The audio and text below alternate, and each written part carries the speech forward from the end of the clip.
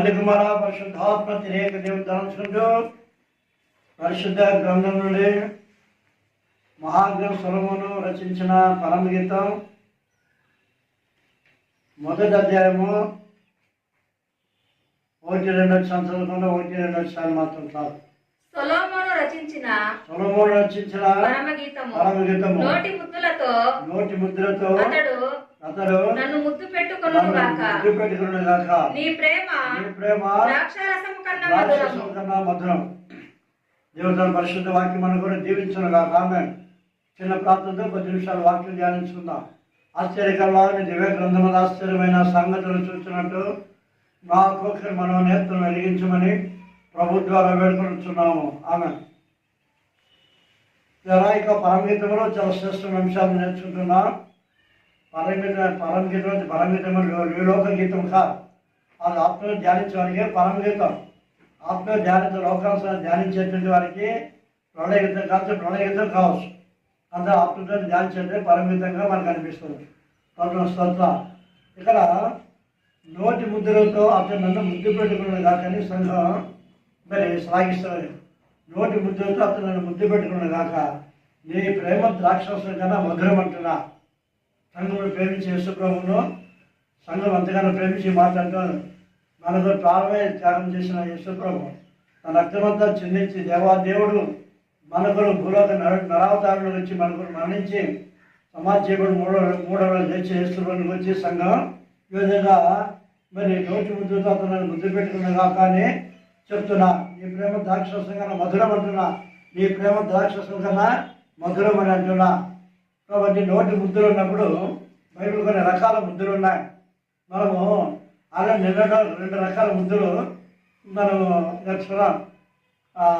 అదే మొదటి రకం మాత్రమే. అదే 2వ రకం అది కూడా చెప్పాను. అదే 3వ రకం ముద్దు ఏమంటే మొదటి ముద్దు మరి తండ్రి ముద్దు తప్పని కుమారి ముద్దు పెట్టుకొని చేర తీసుకున్నాడు తండ్రి. అదేవిధంగా మన పర్వ తండ్రి కూడా అందరు వెళ్ళు ఎప్పుడు ఆయన బయట త్రోసివేడు. బుద్ధి అనగా ప్రేమ గుర్తు. స్తోత్ర. అది 2వదిగా మనం చూసినప్పుడు రెండవ ముందు మరి అక్కడ మరి యొక్క ముందు మనకు కనిపిస్తుంది. క్రీస్తు ఆత్మీయ ముద్దు. క్రీస్తు ఆత్మీయ ముద్దు అని నేర్చుకున్నాం. దైవ కుమారుడు ముద్దు పెట్టుకోండి. నేను కోపించనని అది నేర్చుకున్నాం. కీర్తన 2:12 కుమారుడు ముద్దు పెట్టుకోండి లేనిడలా ఆయన కోపించును అని వాటి కూడా రాయబడింది. ఆయన కోపము త్వరగా రగులుకొనును. కుమారుని ముద్దు పెట్టుకోండి ఆయన కోపించును. కుమారుడు ముద్దు పెట్టుకోండి. ముద్దనే ప్రేమ గుర్తు. కుమారుడు దైవ కుమార్ క్రీస్తును మనం ముద్దనగా ప్రేమ. ఆయన ప్రేమించాలి.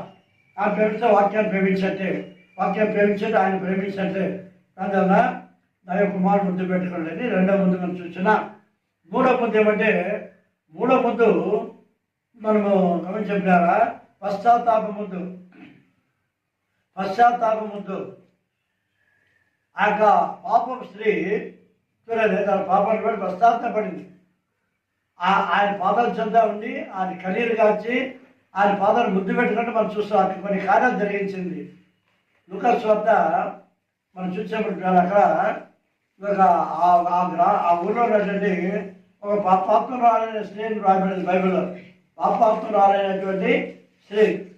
మరి లూకాసు సువార్త మనం చూసినప్పుడు అక్కడ మరి 37వ వచనం గమనించినప్పుడు 37వ వచనం అంటున్నా. లూకాసు సువార్త 7:37 ఒకడు తనతో కూడా భోజనం చేయవాలని ఆయన అడిగాను. ఆయన ఆ పరిసయ్యునికి వెళ్ళి భోజన పంక్తిని కూర్చుండగా ఆ ఊరిలో ఉన్న పాపాత్మురాలైన ఒక స్త్రీ యేసు పరిసయ్యుని ఇంట భోజనమునకు కూర్చున్నాడని తెలుసుకొని ఒక బుడ్డిలో అత్తరు తీసుకొని వచ్చి వెనక తట్టు ఆయన నిలబడి ఏడ్చుచు కన్నీళ్లతో ఆయన పాదములను తడిపి తన తల వెంట్రుకలతో తుడిచి ఆయన పాదములను ముద్దు పెట్టుకొని ఆ అత్తరు వాటికి పూసాను. చూచారా, ఇన్ని కార్యాలు చేసింది ఆ స్త్రీ, పాపరాలైన స్త్రీ. యేసు ప్రభు యొక్క పాదాల దగ్గర నిలబడి కన్నీరు కాచి పాదాలు తడిపింది. తర్వాత తల వెంట్రుకలతో తుడిచింది.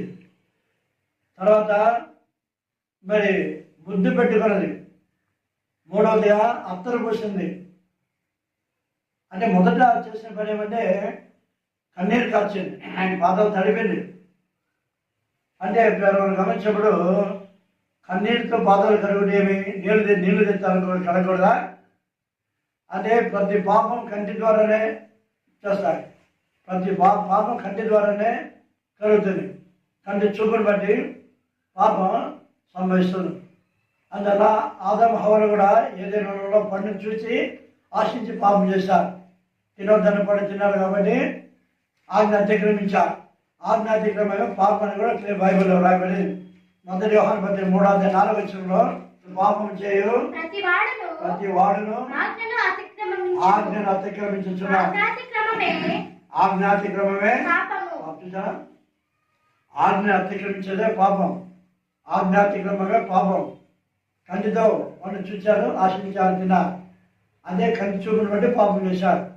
ఈ పాపం స్త్రీ కూడా కంటి చూపును బట్టి పాపం చేసింది కనుక ఆ పాప భారం అంతా కూడా కన్నీటి మూలంగా ఆయన పైన మోపింది, పాదాల పైన మోపింది.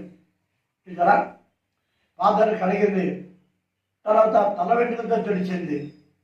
తల వెంట్రుకలు అన్నప్పుడు అది విస్తారం. మన వెంట్రుకలు మనం లెక్కించలేము. తల వెంట్రుకలు చాలా విస్తారంగా ఉంటాయి. ఆ వెంట్రుకలు ఎవరు లెక్కించలేరు. మన వెంట్రుకలు మనమే లెక్కించలేము. ఎందుకంటే అవి చాలా విస్తారంగా ఉంటాయి. అందువల్ల ఆయన పాపలు కూడా విస్తారమైన పాపములు అంటున్నారు వాక్యంలో. ఆమె చేసిన పాపాలు కూడా ఒక విస్తారం. అందుకే వెంట్రుకలు అక్కడ చూపిస్తున్నా. అంటే మనం తల వెంట్రుకలు లెక్కించలేము, కానీ మనం తల వెంట్రుకలు వేసే లెక్కించాం. చూసారా, ఆయన జ్ఞానవంతులు. ప్రపంచంలో ఎంతమంది ప్రజలు ఉన్నారో అందరు తల వెంట్రుకలను లెక్కించారు అని బైబిల్ రాబడింది. మత్తయి సువార్త 10:30 చదివినట్లయితే మీ తల వెంట్రుకలన్నీ లెక్కింపబడి ఉన్నవి కనుక మీరు భయపడచ్చు సార్. మీ తల వెంట్రుకలన్నీ లెక్కించబడి ఉన్నవి దానికి మీరు భయపడరు అంటున్నా. ఎందుకంటే మన తల వెంట్రుకలు మనం లెక్కించలేము, ఏ మనిషి లెక్కించలేము. ఆ దేవుడు అందరి వెంట్రుకలు లెక్కించాడు. ఎంత జ్ఞానవంతుడు ఆయన, ఆలోచించాలా? ఎంత జ్ఞానవంతుడు ఆయన. కాబట్టి మన పాపలు విస్తారమైన పాపాలు ఆయన లెక్కించాలని అర్థం. అందువల్లనే మరి ఆ పాపం స్త్రీ కంటితో చేసిన పాపాన్ని బట్టి ఆమె ఆ యొక్క మరి కన్నీరుతో ఆమె పాదాలు కడిగి వెంట్రుకతో తుడిచింది. వెంట్రుక చాలా విస్తారం. అందుకే అంటున్నాడు యేసు ప్రభు వారు, విస్తారమైన పాపలు ఆయన అంటున్నారు.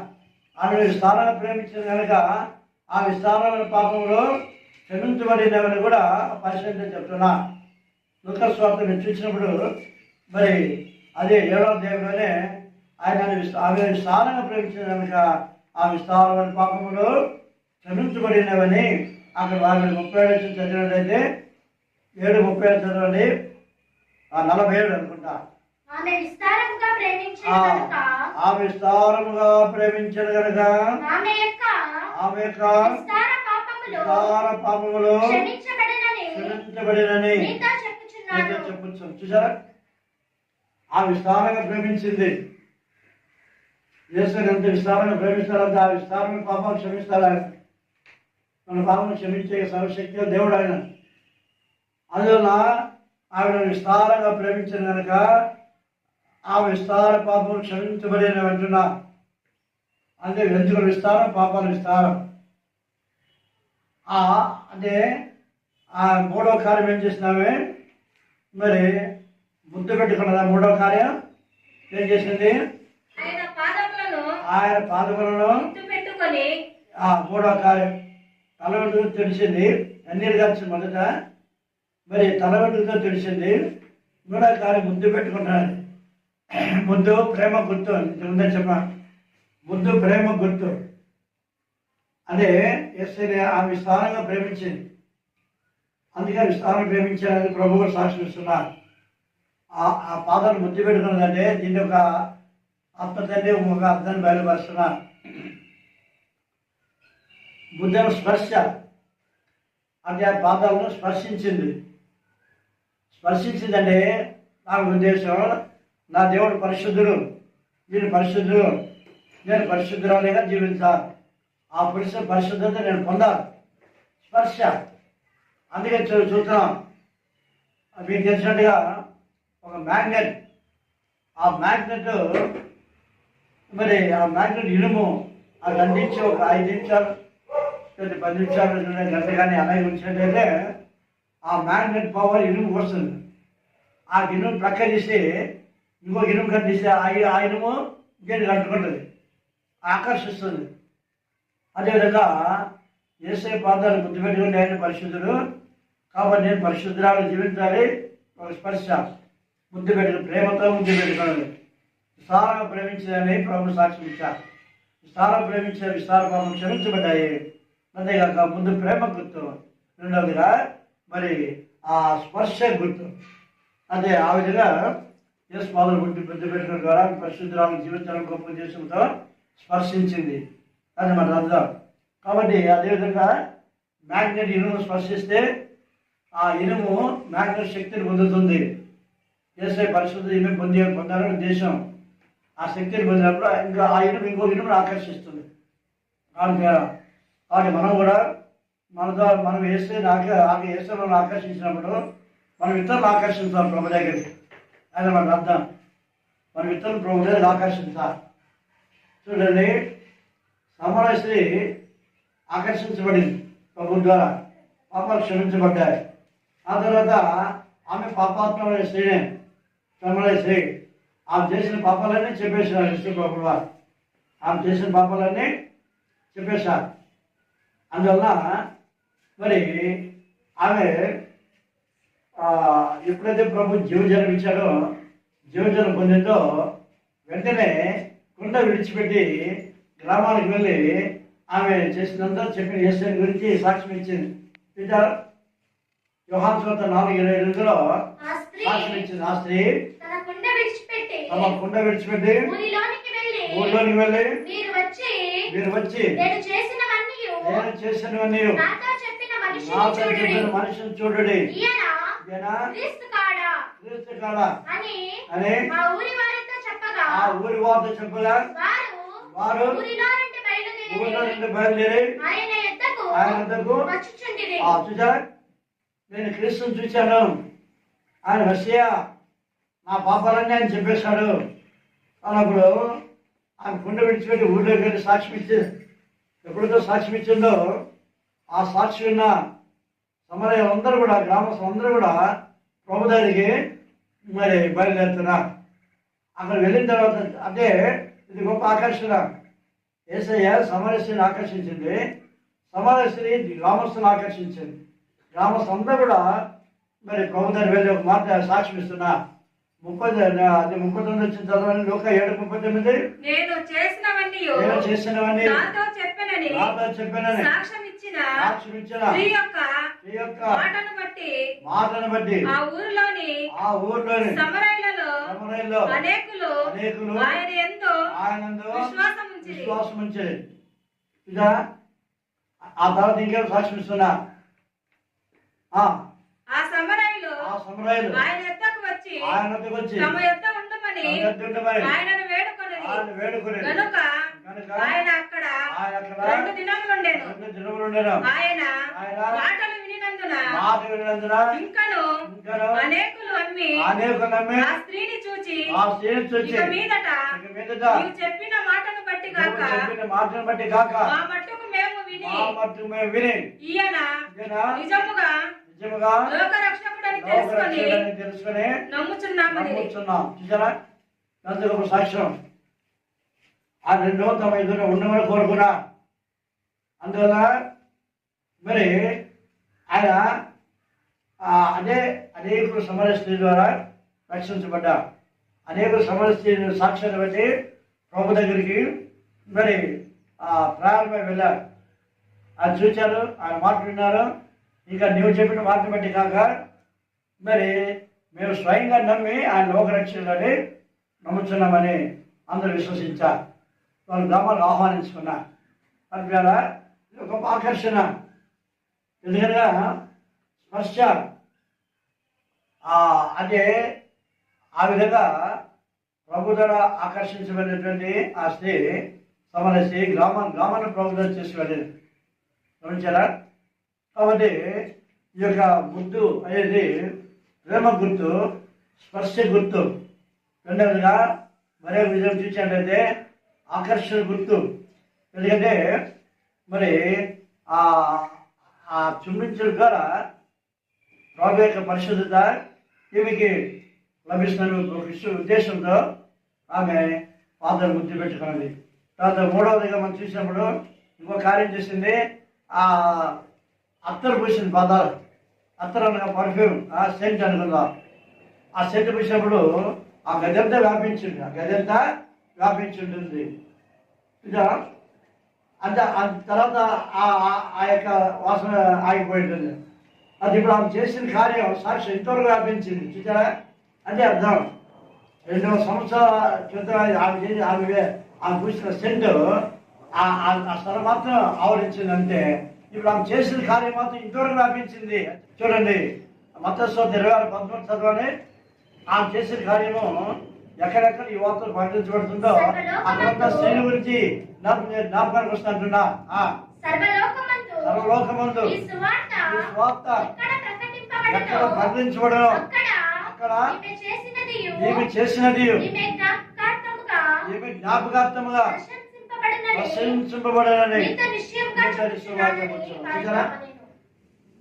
చెప్పా.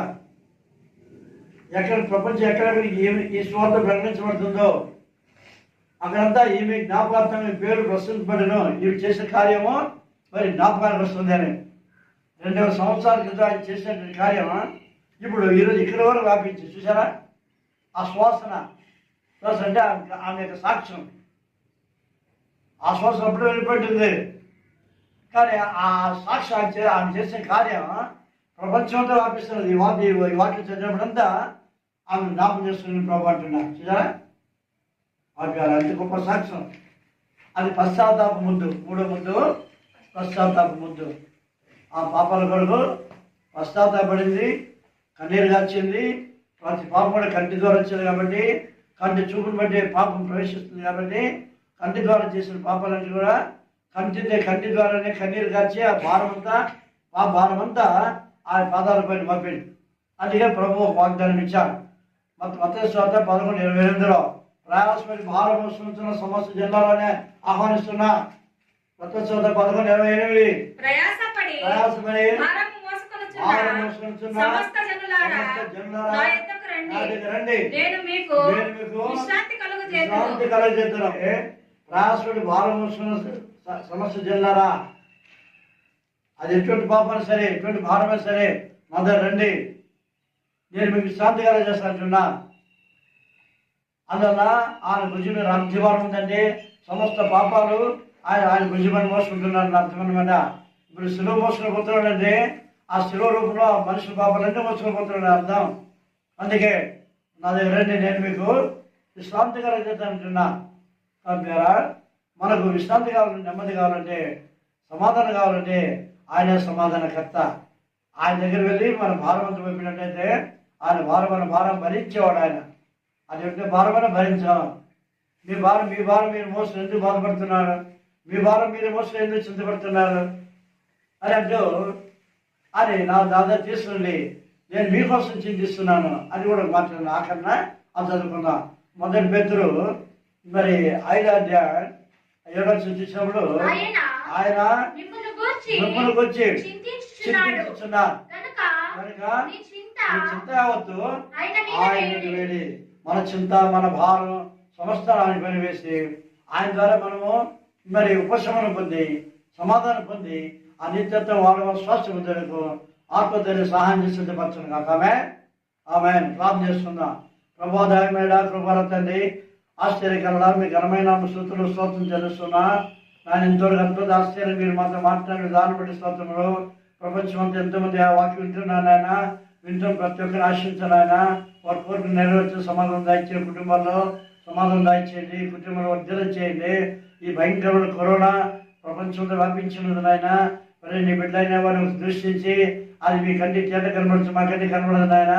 దాన్ని మీరు గద్దించి పాలనతో ఎవరికి అది అడ్డుకొనకుండా మీరు అద్భుతం ధరించమని అందరు కానీ సొంత సమాధానం దాచి కొద్ది నిబంధనలో త్వరగా పెళ్లి కుమారే రానైనా యేసు ప్రభు ద్వారా వేడుకొంటున్నాం తండ్రి, ఆమేన్.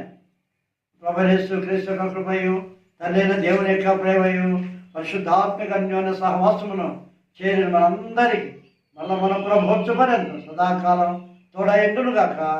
ఆమేన్.